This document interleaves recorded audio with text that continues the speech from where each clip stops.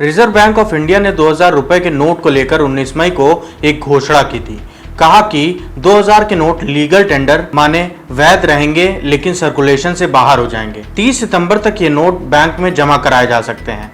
Bank से कहा गया है कि इस लेन देन का हिसाब रखा जाए। अब माना कि आपने महीनों से इस नोट की शक्ल नहीं देखी, लेकिन आपने वो तस्वीरें तो देखी ही हैं जब छापे के बाद 2000 के नोटों के ढेर बरामद होते हैं। स्वाभाविक सी बात है, जिनके पास बेनामी पैसा 2000 के नोटों की शक्ल में है वो बैंक की लाइन में लगकर तो नोट बदलवाने से रहें।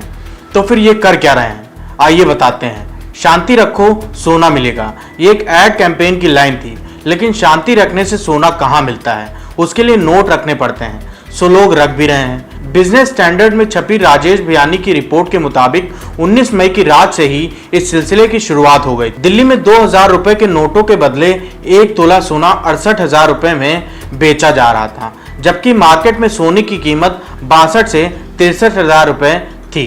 इतना ही नहीं, रिपोर्ट में यह भी बताया गया कि कुछ मार्केट में 2000 के नोट का सर्कुलेशन इतना अधिक था कि सोना 70 से 75,000 रुपए प्रति तोला के भाव में बेचा गया। गुजरात के अहमदाबाद में 2000 रुपए के नोटों के बदले 10 ग्राम सोना खरीदने के लिए 75,000 रुपए तक का कीमत लगाई जा रही थी, लेकिन नोटों के सर्कुलेशन में कमी आने के बाद ये दाम 68,000 रुपए तक गिर गया।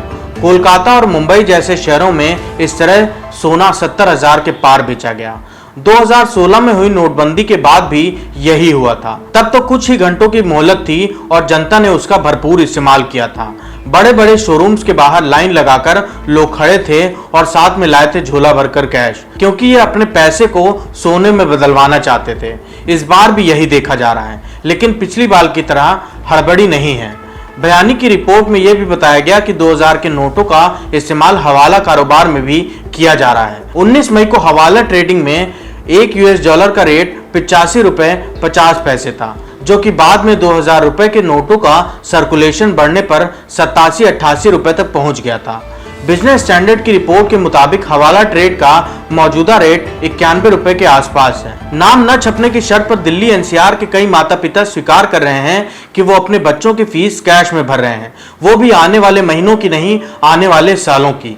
अभिभावक अपने बच्चों की 4 सेशन की फीस एक बार में भरने को तैयार हैं। रसीद मिले तो ठीक, न मिले तो भी ठीक।